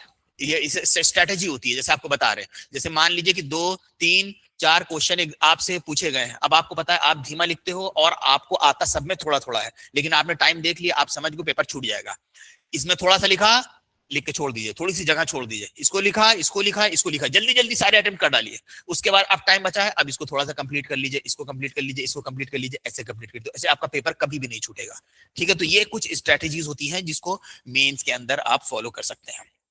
तो इसलिए हमने आपको बताया कि आपको फुल फ्लेज टेस्ट लेना पड़ेगा। तो जैसा हमने आपको बताया इसके अंदर कि मेन जो एग्जाम है अगर आपको पढ़ना है, अगर आप सीरियस हो, तो हम आपको बता दें कि सारे बच्चे यहीं पे आके फंस जाते हैं। 100 बैठेंगे तो 5 निकाल पाएंगे खाली, तो 5 निकाल पाते हैं, तो उसके बाद फिर इंटरव्यू में वही पहुंच पाता है जिसने इसको बहुत ही अच्छा किया है। और मेंस के लिए क्या क्या चीजें एग्जामिनर आपकी देखेगा, पहले हम आपको बता देते हैं। अगर आप ये सोचते हो कि इंग्लिश मैटर नहीं करती है, तो हम आपको बता दें कि जैसे कि आपकी राइटिंग, अब आप सोचोगे कि ये सब राइटिंग वगैरह पे तो हमने ध्यान ही नहीं दिया, राइटिंग कितना अच्छा लिख रहे हो, कितनी साफ सुथरी है, बहुत कटा पिटा। अगर आप बहुत ज्यादा काटो पीटोगे तो इसका गलत इंप्रेशन क्रिएट होगा। राइटिंग अच्छी होनी चाहिए, नीट एंड क्लीन लिखते हो आप। अब नीट एंड क्लीन कैसे आप लिख पाओगे? अगर आपने बहुत प्रैक्टिस करी होगी। जिसने बहुत प्रैक्टिस नहीं होगा वो बार बार काटेगा, थोड़ा सा लिखेगा फिर काटेगा, फिर थोड़ा सा लिखेगा फिर काटेगा। ये कम लिखने वाले की पहचान है। राइटिंग साफ सुथरी होनी चाहिए। उसके साथ साथ ग्रामर, बहुत सारे बच्चे जो मेंस का आंसर लिखते हैं ग्रामेटिकल मिस्टेक्स, फ्रेमिंग गलत है। दे के बाद जैसे कह दिया दे सेज, अब दे सेज कह दिया, गलत हो गया। अब भले ही उनका कॉन्सेप्ट सही है लेकिन दे सेज कह दिया, गलत हो गया। तो इस तरीके से ग्रामेटिकल, टेंसेस के अंदर गलत, टेंसेस के अंदर प्रोपोजिशन के गलत गलत, कहीं पे एट लगाना था तो वहां पे ऑन लगा दिया, कहीं पे इन लगाना था तो वहां पे इज लगा दिया। तो इस तरीके की प्रेपोजिशन में गलती होती है। तो जो चेक करता है कॉपी, क्योंकि वो सब एक्सपर्ट्स होते हैं, टीचर्स होते हैं जिनको बहुत लंबे समय का एक्सपीरियंस होता है, जैसे ही आंसर पढ़ेंगे समझ जाएंगे कि इसने क्या क्या गलती लिखी। 3 से 4 लाइन पढ़ेंगे समझ में आ जाएगा कि ये इंसान किस हिसाब से लिख रहा होगा, उसी में पकड़ में आ जाती है कि ये इंग्लिश में मिस्टेक कर रहा है। और आपको बता दें कि जितनी कॉपीज हम चेक करते हैं, हम लोगों ने जितनी भी अब तक कॉपीज चेक करी उसमें ज्यादातर में यही पाया है कि बच्चों की राइटिंग, ग्रामर और फ्रेमिंग में गड़बड़ी रहती है। अब यही चीजों में गलती हो जा रही तो इंसान कॉन्सेप्ट क्या पढ़ेगा, टीचर कॉन्सेप्ट क्या ही चेक करेगा आपका, कि जब वो देख रहा है राइटिंग बहुत खराब है, पूरा उठा के सब मिक्सअप कर डाला, पूरा मिक्सअप कर डाला और देखने से ऐसा लगता है कि उसको देखने से ऐसा लगता है कि स्टूडेंट के अंदर बहुत लेजीनेस है, उसने लिख दिया कि अगर होगा तो हो गया जुडिशरी, नहीं होगा तो कोई बात नहीं, ये पता चल जाता है इस चीज से। लेकिन जो अटेंटिव होगा, सीरियस होगा, सिंसियर होगा, वो कोशिश करेगा मेरा आंसर अच्छा भी दिखे, साफ सुथरा भी दिखे, मेरी अच्छी राइटिंग भी दिखे। इसीलिए अगर आप देखेंगे, अगर आप जाके एक स्टडी करिए इसके ऊपर कि जितने जितने लोगों ने यूपीएससी आईएएस निकाला है और जुडिशरी निकाला है, चल के देखते हैं किस तरह के लोग होते हैं। ज्यादातर को आप पाएंगे कि ज्यादातर लोग जो होते हैं सिंसियर होते हैं बहुत। आप उनसे बात करेंगे, बात करने में आपको लगेगा कि यार बहुत सिंसियर है, काफी सिंसियरिटी है, सेंसिबल है, सिंसियर वाले जवाब देता है, हर वक्त हंसी मजाक, प्रैंक, मॉकिंग, इन सब चीजों में नहीं रहता, सीरियस रहता है, बातों को सुनता है, लिसनिंग बहुत अच्छी है उस इंसान की। तो ये सारी चीजें जो है आपको अच्छी करनी है। जैसे कि लिसनिंग भी एक काम है। जानते हैं हम लोगों ने हमने जब बीकॉम किया था तो हम लोगों का पूरा एक एक टॉपिक था कम्युनिकेशन का, जिसके अंदर सिखाया गया था कि इंसान, there is a difference between hearing and listening, सुनना और लिसन करना। ये लिसन करने के लिए मेहनत लगती है। जैसे हम आपको कोई चीज बताएंगे, आप हो सकता है सुन तो रहे हो मेरी आवाज, कुछ बोल रहे हैं लेकिन लिसन नहीं कर रहे हो, दिमाग लगा हुआ है कहीं गार्डन में, गार्डन में टहलने, मॉल में टहलने, है ना। तो वो लिसनिंग बहुत कम लोगों के अंदर होती है। तो ये देखा गया है कि वो स्टूडेंट्स जो जो सिंसियर होते हैं उनकी लिसनिंग अच्छी होती है। तो लिसनिंग बहुत लॉन्ग वे में बहुत बड़ा रोल प्ले करती है। हमें आपको लगता है लिसनिंग बहुत छोटी चीज है, लेकिन लिसनिंग बहुत अच्छी चीज होती है। कितनी आपने वो देखी है स्लम डॉग मिलियनेयर, अगर आप देखिए कि उसके अंदर जो जवाब देता है वो अपने दिमाग से सोच सोच के ही बताता है सारी चीजों का आंसर। तो अगर हम लोगों की लिसनिंग अच्छी हो, कितनी जनरल नॉलेज खाली ऐसे ही अच्छी हो जाएगी। हर आदमी झूठ नहीं बोलता है। अब हम जैसे बैठे हुए हैं, अब इन्होंने हमें कोई चीज बताया, इन्होंने बताया कि सर दिल्ली हाई कोर्ट के अंदर चीजें ऐसी होती हैं, यहाँ पे कोई काम ऐसा करता है। अब अगर मेरी लिसनिंग अच्छी हो रहेगी तो हमें ये बात याद रहेगी कि दिल्ली हाई कोर्ट के अंदर उनका एक कार्ड बनता है, उसके लिए इतने एडवोकेट्स का अप्रूवल चाहिए, फॉर एग्जाम्पल, जैसे हमें किसी ने बताया। मेरी जनरल नॉलेज अच्छी हो गई। अगर मेरी लिसनिंग अच्छी नहीं होगी, इनकी बात एक कान से सुना, हम तो हमारा ध्यान कहीं और है, कहीं हम कुछ और सोच रहे हैं, तो आप समझ में, इससे आपकी जनरल नॉलेज कम हो जाती है। सोसाइटी में आपकी जनरल नॉलेज कम हो जाएगी। जब आपकी जनरल नॉलेज कम हो जाएगी, तो जब आप आंसर लिखने बैठोगे तो आपके आंसर में क्वालिटी नहीं आएगी, क्योंकि लिसनिंग ही अच्छी नहीं ना आपकी। तो ये चीजें जो हैं छोटी छोटी हैं लेकिन बहुत अहम होती हैं। ये सब बच्चों की तरह सिखाई जाती हैं। तो आपका जो टेस्ट का पैटर्न है, सोचिए, राइटिंग, ग्रामर, फ्रेमिंग, अब उसके बाद आया कॉन्सेप्ट की आपकी क्लैरिटी। अब कॉन्सेप्ट की क्लैरिटी आई है, ये कॉन्सेप्ट की क्लैरिटी तो आपको पता है, इसके लिए आपको लेक्चर्स लेने हैं। कोशिश आपको करना है कि जो भी लाइव क्लासेस हो, जो भी हमारी लाइव क्लासेस होती हैं या यूसुफ सर की लाइव क्लासेस होती हैं, लाइव क्लासेस को मत छोड़िए। रिकॉर्डेड लेक्चर्स भी इफेक्टिव है, नो डाउट, आप रिकॉर्डेड ले रहे हैं, लेकिन लाइव क्लासेस जो होते हैं वो ज्यादा इफेक्टिव होते हैं। इससे टीचर्स को भी पता चलता रहता है कि कौन स्टूडेंट कितना अटेंटिव है, और उस स्टूडेंट की हमारे तरफ से ज्यादा स्पेशल हेल्प करी जाती है अगर कोई स्टूडेंट बहुत सीरियस है, बहुत पढ़ता है, बहुत ध्यान देता है, बहुत ज्यादा क्वेश्चंस पूछता है। अगर कोई बहुत ज्यादा हमसे क्वेश्चन पूछेगा रिलेवेंट टॉपिक्स को लेके, उसको बताने में और पढ़ाने में मजा आएगा। और जो कुछ नहीं पूछेगा, हमें कुछ कोई आइडिया नहीं कि वो कितना सुन रहा है, कितना समझ रहा है। समझ आया आप लोगों को? तो ध्यान रखना, आपको मेंस के लिए आपको कई चीजों पे काम करना, राइटिंग, ग्रामर, फ्रेमिंग, कॉन्सेप्ट, ये सारी चीजें एक दिन में सही होने वाली नहीं है। ये आपको डे 1 से शुरू कर देना है। ठीक है, तो अभी हमने एक वीडियो भी बनाया है कि स्टूडेंट्स क्या क्या मिस्टेक करते हैं जब वो प्रिपरेशन शुरू करते हैं, क्या क्या मिस्टेक करते हैं, जैसे आपको बताते हैं। एक बहुत बहुत मेन और कॉमन मिस्टेक जो स्टूडेंट करते हैं, पढ़ते चले जा रहे हैं। जैसे कि अब मान लीजिए कि उन्होंने कोचिंग ज्वाइन कर लिया, अब हमारी क्लासेस ले लिया, अब पढ़ते चले जा रहे हैं, रोज मेरी डेली क्लासेस लेते चले जा रहे हैं विदाउट रिवीजन। अब उसके अंदर कोई रिवीजन है ही नहीं। अब आप ध्यान रखिएगा कि आपकी पढ़ाई में रिवीजन जो है तकरीबन 30 to 40% रोल प्ले करता है। अगर आप रिवीजन नहीं कर रहे हो, आप रोज क्लासेस लेते जा रहे हो, आईटी एक्ट की, कभी कंपनीज एक्ट की ले रहे हो, बीएसए की भी ले जा रहे हो, कॉन्ट्रैक्ट की भी लेते चले जा रहे हो, भाई इतना आप रख पाओगे अपने दिमाग में कि क्लास लेते ही चले जा रहे हो, लेते ही चले जा रहे हो, भले ही आपको सब समझ में आ रही हो, सब भूल जाओगे आप। तो आपकी पढ़ाई में 30 to 40% रोल रिवीजन को होता है। तो ये सारी चीजें हम आपको पहले से बता दे रहे, अगर आप इन सब चीजों में मिसिंग हुए तो निकल नहीं पाएगा मेंस, आमतौर पे आप समझ लीजिए, अनलेस की बहुत एक्सेप्शनल क्वालिटी होगी, पहले से अच्छी क्वालिटी होगी, सॉरी ऑलरेडी आप कर रहे होगे। क्योंकि जो बच्चे पहले से, ऐसा भी देखा गया है, जो पहले से अच्छे रहे हैं एग्जाम में और जो हमेशा से अच्छे मार्क्स से पास होते हुए आए हैं, टॉप करते हुए हैं, उनको देखा गया है कि वो निकाल लेते हैं, उनको दिक्कत नहीं होती, क्योंकि उनको पूरा आइडिया है। उनकी राइटिंग भी अच्छी होती है, लिखते भी बहुत अच्छा है, फ्रेमिंग भी बहुत अच्छी है, ग्रामर भी बहुत अच्छी, क्योंकि वो हमेशा से अच्छे मार्क्स से पास हुए हैं। तो ये देखा गया है कि जो हमेशा से अच्छे मार्क्स से पास हुए हैं वो आमतौर पर निकाल लेते हैं। ठीक है, तो ये देखा गया है।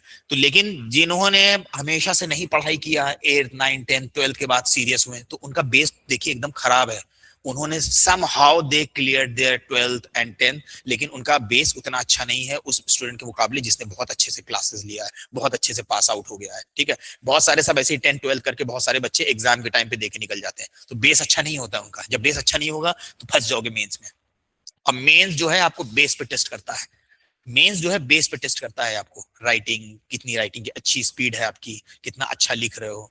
ठीक है, तो रिवीजन, तो स्टूडेंट एक बहुत बड़ी गलती, स्टडी कर रहे हैं लेकिन रिवीजन नहीं कर रहे। तो आप अपना एक टाइम टेबल बनाइए कि जो सर ने पूरा पढ़ाया है, सैटरडे को क्लास नहीं होती है, टेस्ट होता है, सैटरडे को हम पूरे वीक में जो कुछ पढ़ाया है हम उसको जल्दी जल्दी क्विक रिवीजन करेंगे। जल्दी जल्दी एक बार नजर मार लीजिए, एक रिवीजन का टाइम निकालिए, फिर वीक में कर लिया। फिर उसके बाद हम जब भी कोई भी सब्जेक्ट कंप्लीट करते हैं, बीच में एक हफ्ते का 10 दिन का गैप लेते हैं। जब भी हम एक सब्जेक्ट कंप्लीट करवाएंगे बीच में गैप लेंगे। तो जब भी हम एक सब्जेक्ट कंप्लीट करवाएं, 5 दिन का गैप हो, उस 5 दिन के अंदर फिर रिवीजन करना है आपको। जो पूरा सब्जेक्ट पढ़ाया गया, पूरे फुल सब्जेक्ट का आपको रिवीजन करना है। तो स्टडी करे जा रहे हैं बिना रिवीजन के, एक बहुत बड़ी गलती।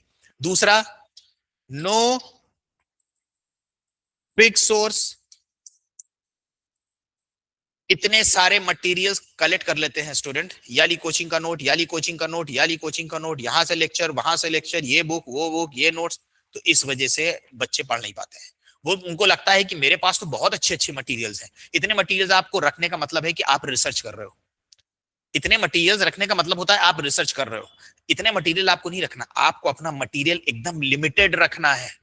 इतनी बुक्स, इतना मटेरियल्स रख के कोई पढ़ाई थोड़ी कर सकता है। आप एक बुक से टॉपिक पढ़ते पढ़ते खत्म हो जाएगा आपका, 1 साल कब खत्म हो जाएगा एक बुक से पढ़ने में, खत्म ही नहीं कर पाओगे। तो उसके लिए आपके पास एक फिक्स सोर्स होना चाहिए। फिक्स सोर्स के लिए आप क्या करिए, अब देखिए हमारे तरफ से आपको नोट्स दिया जा रहा है, नोट्स रखिए। उसके अलावा लेक्चर जो है हमारे, उस लेक्चर्स को रखिए। आमतौर पे हम नोट्स के अंदर अपने बेयर एक्ट्स को कवर कर देते हैं, नहीं है प्लस बेयर एक्ट रखिए, और उसके अलावा प्लस टेस्ट सीरीज, जो हमारी टेस्ट सीरीज है। ये सारी चीजें एक दूसरे से जुड़ी रहेंगी, notes, lectures, bare act, test series. जो यहाँ पढ़ा है, यहाँ बेयर एक्ट में देखा है, टेस्ट सीरीज के अंदर उसको टेस्ट देके दे दिया। पता चल गया कि जैसे कि टेस्ट के आपको क्वेश्चंस रोज डेली आ जाते होंगे, जो भी टॉपिक हम लोग पढ़ते हैं, उन टेस्ट को उनको कलेक्ट कर करके सेव करते जाइए, करते जाइए, करते जाइए सेव। वो टेस्ट जो होंगे वो आपके काम आएंगे। तो ये चीजें आपको पकड़ के चलनी रहेंगी। तो आपका एक फिक्स्ड सोर्स होना चाहिए। अगर फिक्स सोर्स नहीं होगा तो आपकी सारी चीजें फैली रहेंगी। ठीक है, उसके अलावा प्रॉपर नोट्स। आमतौर पे देखा गया है कि जो लोग टॉप करते हैं, जुडिशियल सर्विसेज में हो या यूपीएससी के अंदर हो, देखा गया है कि हमेशा उन लोगों ने अपना एक नोट्स बनाया हुआ है। हमेशा वो लोग ऐसे नहीं रहे हैं कि वो बस पढ़ रहे हो, आज ये पढ़ लिया, सीपीसी पढ़ ली तो किसी दिन सीआरपीसी पढ़ने लग गए, फिर किसी दिन कोई और सब्जेक्ट पढ़ने लग गए, ऐसे नहीं। उनका एक प्रॉपर नोट्स होता था जिसके अंदर एक उनका एक टाइम टेबल होता था। टाइम टेबल बनाते थे, अपना नोट्स तैयार करते थे। टाइम टेबल के अंदर कितने बजे हमें उठना है, कितने बजे हमें क्या करना, ठीक है उसमें थोड़ा बहुत आगे पीछे चीजें हो जाएंगी, चल जाएगा, लेकिन उनका एक टाइम टेबल होता था। और ये भी देखा गया है कि जो पढ़ने वाले बच्चे हैं, अक्सर देखा गया है कि वो मॉर्निंग में जल्दी उठते थे। ऐसे लोगों को कम देखा गया है जो टॉपर्स हैं वगैरह, जो लेट उठते हैं। तो उससे पता चलता है कि सीरियस नहीं है इंसान, क्योंकि जिसको जिसको तड़प होगी उसको नींद ही नहीं आएगी। सुबह आंख खुल जाएगी एक बार, अंदर से उसको होती रहेगी बेचैनी बेचैनी बेचैनी, तो पता चलेगा सिंसियर नहीं है। ठीक है, तो एक चीज ये हो गई एक, कि स्टडी करते जा रहे हैं, कोई रिवीजन नहीं, कोई फिक्स सोर्स नहीं है। ठीक है, इसके अलावा राइटिंग को डीले करते चले जा रहे हैं। राइटिंग को डीले मतलब, जैसे कि उनको बोलो कि आंसर लिखो भैया, आंसर लिखो, सर लिख लेंगे लिख लेंगे लिख लेंगे, उसमें डीले करते चले जा रहे, करते चले जा रहे, करते चले जा रहे। अब जब मेंस का एग्जाम आया तब आंसर लिख रहे हो, तो आंसर राइटिंग इतनी जल्दी ठीक नहीं होती है। डे फर्स्ट से आपको आंसर लिखना है, नहीं तो हम आपको पहले ही बता देंगे मेंस नहीं निकल पाएगा। अगर आपकी आंसर राइटिंग अच्छी नहीं है, लिखते नहीं हो, आप नहीं निकाल पाओगे, मेंस निकल ही नहीं पाएगा। पूरी इसी के बेसिस पे आपका टेस्ट हो जाएगा। ठीक है, तो जो डीले करते हैं आंसर लिखने में, तो समझ लीजिए कि ये भी एक मोस्ट कॉमन मिस्टेक्स में से एक है। जो डीले करते हैं लिखने के अंदर, राइटिंग नहीं कर रहे हैं। ठीक है, तो अब इसका अगर हम लोग देखें तो इसका सोल्यूशन क्या है, स्टडी करना विदाउट रिवीजन के लिए। तो इसका सोल्यूशन अगर हम लोग देखें तो इसका सोल्यूशन हुआ कि आपको रेगुलर रिवीजन करते रहना है। तो अगर आप पढ़ते जा रहे हो पढ़ते जा रहे हो पढ़ते जा रहे हो, कितनी चीजें दिमाग में बस रही है ये भी तो मैटर करता है।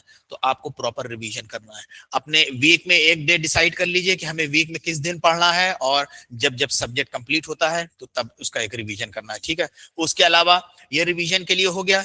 फिक्स सोर्स नहीं है, फिक्स सोर्स के लिए हमने आपको बता दिया, आप हमारे लेक्चर लीजिए, लेक्चर्स के साथ notes plus bare act plus test series, बस इतनी चीजें आपको पकड़ के चलना है। आपको बहुत सारी बुक्स को रिफर करने की जरूरत नहीं है। हाँ, कभी कोई रखिए सोर्स की तरह बुक घर पे रखिए कि कहीं पे कोई पॉइंट आपको पढ़ना है डिटेल में जाके, तो आप जाके वहां से पढ़ सकते हैं खोल के, सोर्स अपने पास रखिए। लेकिन उसको कंपटीशन के लिए आपको एज अ सोर्स यूज नहीं करना है, बेस।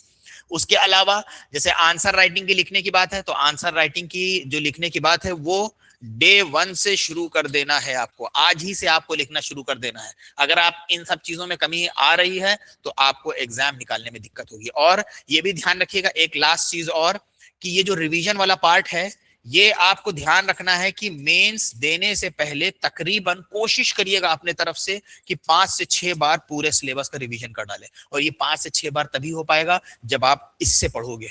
अगर आपने बुक से कई सोर्सेस से पढ़ा तो ये 5 से 6 बार रिवीजन हो ही नहीं पाएगा। अक्सर स्टूडेंट के साथ क्या आता है दिक्कत, हम आपको ये भी बता देते हैं।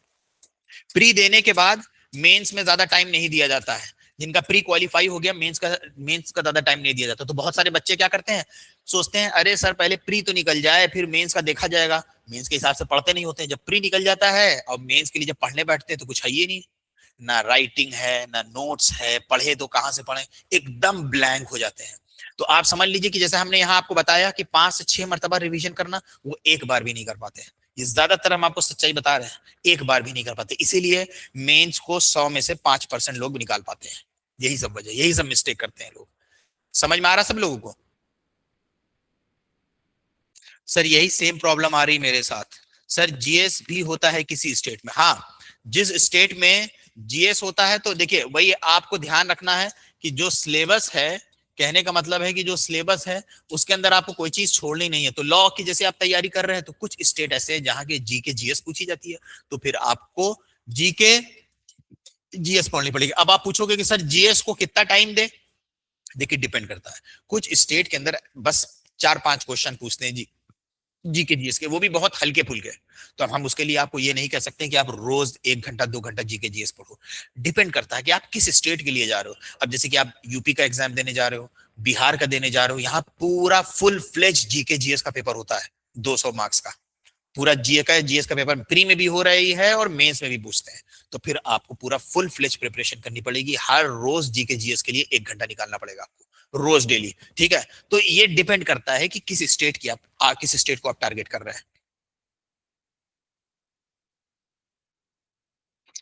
सर असमीज चलता है हमारे यहाँ, लैंग्वेज का 10 मार्क्स रहता है। हाँ देखिए रीजनल लैंग्वेजेस रहती हैं तो वो ध्यान में रख के ही आप एक से दूसरे स्टेट में जा सकते हो। सर एक साथ सारे एग्जाम होंगे मेंस के? नहीं, ऐसा नहीं होता है, एक साथ सारे नहीं होते। जैसे 2-3 दिन के अंदर होना होता है, तो कई बार ऐसा हो जाता है कि एक दिन में 2 पेपर कर दिए। कुछ स्टेट्स में ऐसा होता है एक दिन में 2 पेपर कर दिए। ये भी कर सकते हैं बच्चों की आसानी के लिए एक दिन में एक कर दें, लेकिन वो ऐसा कर सकते हैं कि एक दिन में 2-2 पेपर डाल दिया, बीच में आधे 1 घंटे का गैप हुआ, 3-3 घंटे का टाइम दे दिया, ऐसा कर सकते हैं और करते हैं, कुछ स्टेट्स में होता है। सर कितने परसेंट चांसेस होते हैं कि प्रीवियस ईयर के क्वेश्चंस आते हैं? देखिए प्रीवियस ईयर के क्वेश्चंस जो होते हैं they are the best guide कि in which direction we have to go, किस डायरेक्शन में हमें जाना। So they are the best guide. तो प्रीवियस ईयर के जो क्वेश्चन होते हैं वो हमारे लिए इस तरह के होते हैं, जस्ट लाइक अ मेंटर, जो हमें गाइड करते हैं कि क्या चीज पढ़ना होता है। लेकिन इसका मतलब ये नहीं होता है कि जो आपने प्रीवियस ईयर के क्वेश्चन से पढ़ा है वही में से आ जाए। तो इसलिए हम हमेशा सजेस्ट करते हैं कि अगर आप प्रिलिमिनरी एग्जामिनेशन की जैसे अगर तैयारी कर रहे हो, तो बहुत से बच्चे पूछते हैं सर क्या बुक्स लगाएं, कौन कौन सी बुक प्रैक्टिस करें। तो हम उनको कहते हैं कि 2-3 बुक्स आपको लगाना है। जैसे कि मार्केट में यूनिवर्सल की बुक आती है, सिंघल की बुक आती है, एक बुक आती है एम ए राशिद की। इनके अंदर क्या है, एमसीक्यूज भरे हुए हैं, एकदम भरे हुए हैं बुरी तरीके से। तो आप इन बुक्स को लगाइए, और वो भी 3-4-5 मरतबा, एक बार में काम नहीं चलेगा, 3-4-5 मरतबा लगाइए। सर मॉक के फुल फ्लेज पेपर्स अवेलेबल कर देंगे आप? देखिए हमारे पास जितना होगा हम उतना अवेलेबल करवा सकते हैं। बाकी ये मॉक के मेरे ख्याल से फुल पेपर जो होते हैं ये सब जहां पे लॉ बुक्स वगैरह मिलती है वहां पे अवेलेबल होते हैं। ऐसे हमारे पास अगर होंगे तो हम अवेलेबल करवा देंगे। जिस क्योंकि बहुत सारे स्टेट्स के हो जाते हैं इजीली और बहुत सारे स्टेट्स के नहीं मिल पाते हैं।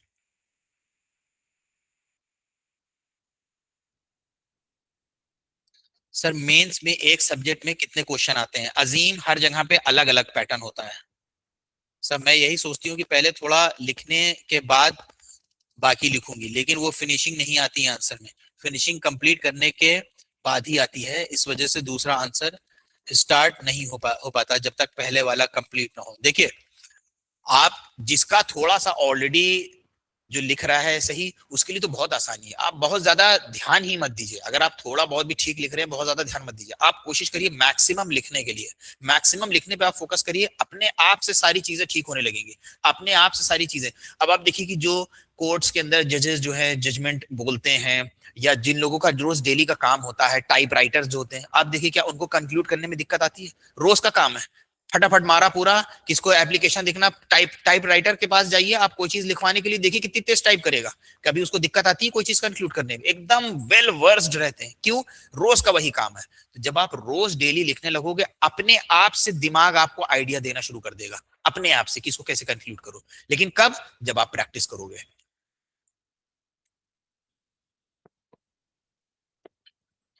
सर करंट अफेयर्स के बारे में भी थोड़ा सा बता दिए कि कितना पढ़ें और कहां से पढ़ें। देखिए, पहले देखिए कि किस स्टेट के लोग आप टारगेट कर रहे हैं, वहां पे कितनी करंट अफेयर्स पूछी जा रही है। अगर बहुत ज्यादा करंट अफेयर्स पूछ रहे हैं, 30 40 50 क्वेश्चन, तो फिर आपको करंट अफेयर्स डेली बेसिस पे पढ़नी पड़ेगी। डेली बेसिस पे पढ़ने के लिए बहुत सारी एप्स अवेलेबल है, करंट अफेयर्स से रिलेटेड बहुत सारी एप्स अवेलेबल है। हम तो आपको सजेस्ट करेंगे कि ऐसी कोई ऐप ले लीजिए या उस पर सब्सक्रिप्शन ले लीजिए, जिसके अंदर आपको डेली की करंट अफेयर्स मिल जाते हैं। और उन जितनी एप्स होती हैं, जैसे करंट अफेयर्स हो गई, जागरण जोश हो गई, और दृष्टि की है, और बहुत सारी ऐसी एप्स हैं जिसपे आप करंट अफेयर्स पढ़ सकते हो।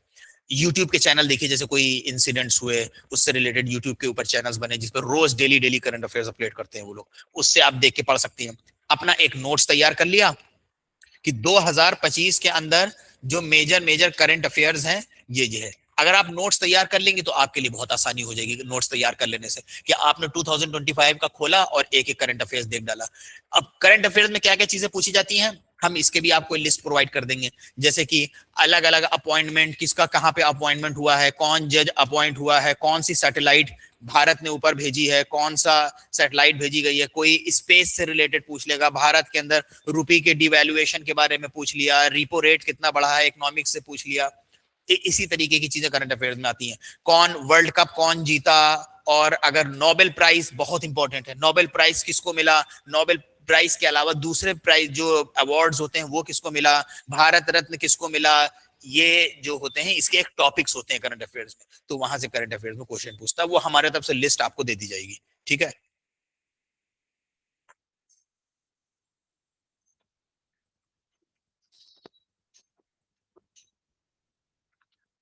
सर आंसर फ्रेमिंग कैसे करें? अनुजा, आंसर फ्रेमिंग तो हम बीच बीच में लेते हैं। अब की बार हम बहुत जल्दी फिर से एक नेक्स्ट क्लास लेंगे आंसर फ्रेमिंग के ऊपर। हमने एक आध बार कई वीडियोस बनाई है, हम ग्रुप में शेयर कर देंगे, लेकिन हम आंसर फ्रेमिंग के ऊपर फिर से क्लासेस ले लेंगे। ठीक है? उसके लिए ये रहता है कि 1 2 दिन कॉन्टिन्यूसली क्लास लो समझाने के लिए। ठीक? और ध्यान रखिएगा, ये भी एक बहुत बड़ी गलती करते हैं स्टूडेंट, कि वो ये सोचते हैं कि जब तक हम पूरा हमें आंसर राइटिंग का पैटर्न नहीं समझ में आएगा तो हम नहीं लिखेंगे। मत गलती करिए, आप लिखने की कोशिश करिए। देखिए, पैटर्न जो होता है वो तो एक बार का है। जैसे हमने आपसे कह दिया, देखो गैप छोड़ा करो, आपको याद हो गया। देखो गैप छोड़ा करो, याद हो गया। हमने देखो कॉमा लगा दिया करो, याद हो गया। मैटर क्या करता है? आपकी राइटिंग की स्पीड, राइटिंग ग्रामर, ये तो इस चीज के लिए अभी इसको किनारे कर दी, ये सेकेंडरी है कि आंसर कैसे लिख। कितने अब ऐसे स्टूडेंट हैं जो उनके अंदर यही लेजीनेस है कि अब जब तक हम क्लास नहीं ले लेंगे आंसर राइटिंग के, लिखेंगे नहीं। अरे आप लिखिए, इस पे आपको टेस्ट किया जा रहा है। पैटर्न, ग्रामर, लॉजिकली कैसे आप लिख रहे हो, राइटिंग, कॉन्सेप्ट क्लैरिटी, काटो पीटो ना, जितना आपको समझ में आ रहा है आप वैसे लिखो।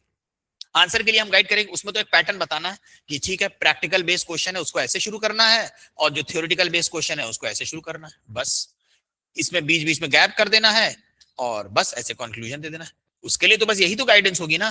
लिखना तो आपको फिर भी पड़ेगा, तो उसका इंतजार मत करा करिए, आप आज ही के डेट से लिखना शुरू कर दीजिए।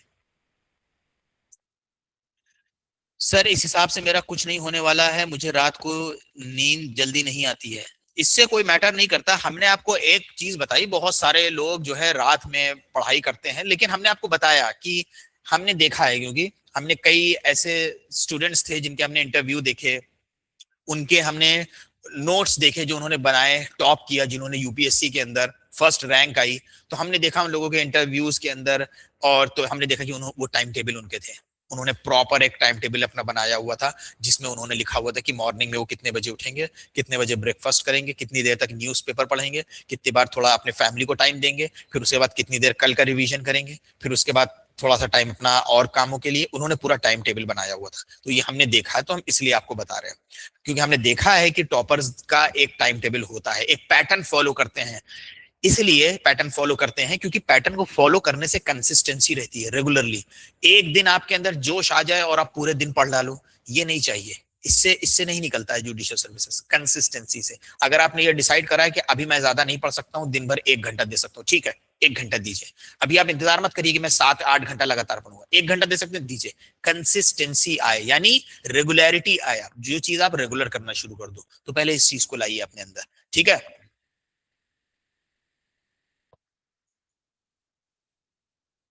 जो रात में देर में सोता है, ज्यादातर देखा गया है कि मोबाइल बहुत चलाता है, वही इंसान देर में सोता है, और उसी की वजह से लोगों की रात में लेट सोने की आदत है, कि रात में आदमी सोता है और सोते से पहले जो है काफी देर तक फोन चलाता है। तो फोन वगैरह से देखा, ये भी देखा गया है कि टॉपर्स वगैरह जो होते हैं वो सोशल मीडिया से दूर थे, जैसे कि टीना दाबी। अगर आप टीना दाबी का इंटरव्यू देखेंगे तो वो भी बताएंगे कि मैं इसको सोशल मीडिया नहीं यूज करती थी जब मैं प्रिपरेशन करती थी।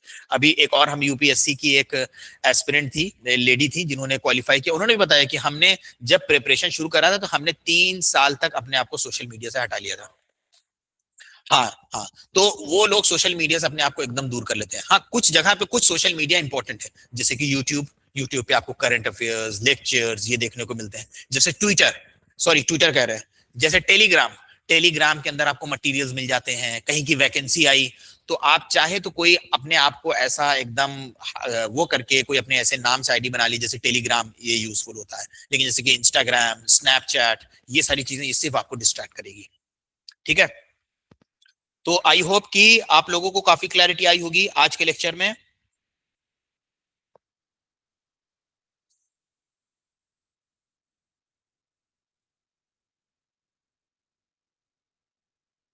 क्वेश्चन शेयर होते हैं अजीम, अभी लास्ट सैटरडे भी क्वेश्चन शेयर हुए थे। सर यूपी लोकल लॉ आप कराएंगे, प्लीज कंटिन्यू करिएगा। सर जीके आप कवर करते हैं यूपी के लिए। सर दृष्टि या विजन की डेली बेसिस पे वीडियोस आती है करंट के, वो काफी हेल्पफुल होती है। वही हमने बताया कि करंट अफेयर्स पढ़ने में तो कोई दिक्कत ही नहीं, करंट अफेयर्स का तो भरे पड़े मटेरियल, क्योंकि यूपीएससी वाले के लिए करंट अफेयर तो आप जानते हैं कितनी ज्यादा इंपॉर्टेंट है। जीएस उनके यहाँ तो कितनी ज्यादा जीएस के ऊपर फोकस किया जाता है, तो भरा हुआ है यूट्यूब एप्स, कितनी एप्स भरी हुई है। आप ऐसे ही जाके डाल दीजिए करंट अफेयर्स की ऐप, आपको मिल जाएगी। तो उसके अंदर बस आपको ये ध्यान रखना है कि ऐसी करंट अफेयर्स आपको पढ़नी है जिसके अंदर आपको हर टॉपिक की करंट अफेयर्स मिले, जैसे स्पोर्ट्स की, entertainment, space, technology, science, geography, हर एरिया की मिले। अवार्ड्स, तो आपको अवार्ड की करंट अफेयर्स मिले, तो हर एरिया की आपको करंट अफेयर्स के अंदर मोस्टली जो क्वेश्चन पूछे जाते हैं 80% एक साल के। तो अगर जैसे कि आपका एग्जाम होने जा रहा है फरवरी 2026 में, तो पिछले 2025 से लेकर अब तक की 2026 से करंट अफेयर्स में 80% क्वेश्चन वहीं से पूछे जाते हैं। थैंक यू सर, आपके इस लेक्चर से बहुत डाउट्स क्लियर हो गए, थैंक यू।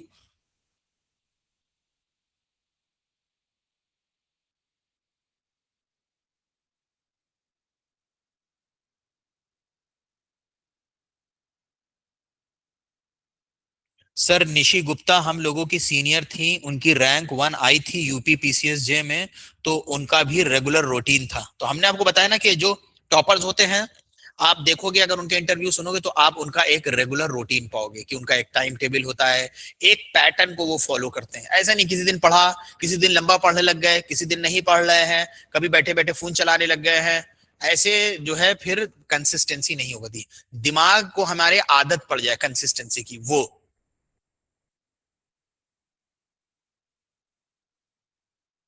ठीक है, तो आई होप कि काफी क्लैरिटी आई होगी आप लोगों को इस लेक्चर का। ये लेक्चर रिकॉर्ड होके ग्रुप में इसका लिंक शेयर हो जाएगा, ठीक है।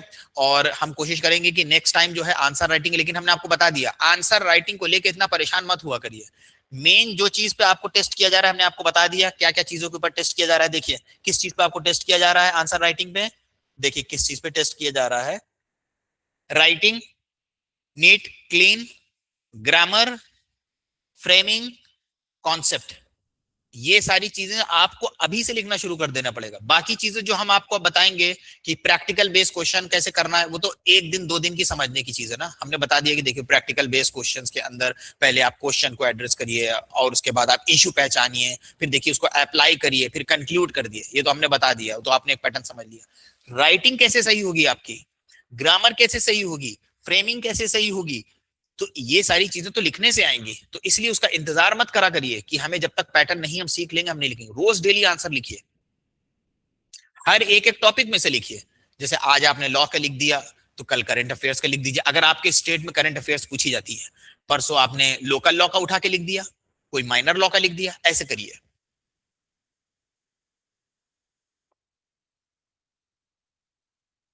हाँ, तो जो आम तौर पे करंट अफेयर्स में क्वेश्चंस ऐसे ही पूछे जाते हैं, कहीं भी आप जाएंगे तो ऐसे ही पूछे जाते हैं। अपॉइंटमेंट्स हो गए, कौन से ऑथर ने कौन सी बुक लिखी, नोबेल प्राइज किसको मिला, तो ये ऐसे ही क्वेश्चंस पूछे जाते हैं। इसकी भी लिस्ट दे देंगे हम आप लोगों को, ठीक है।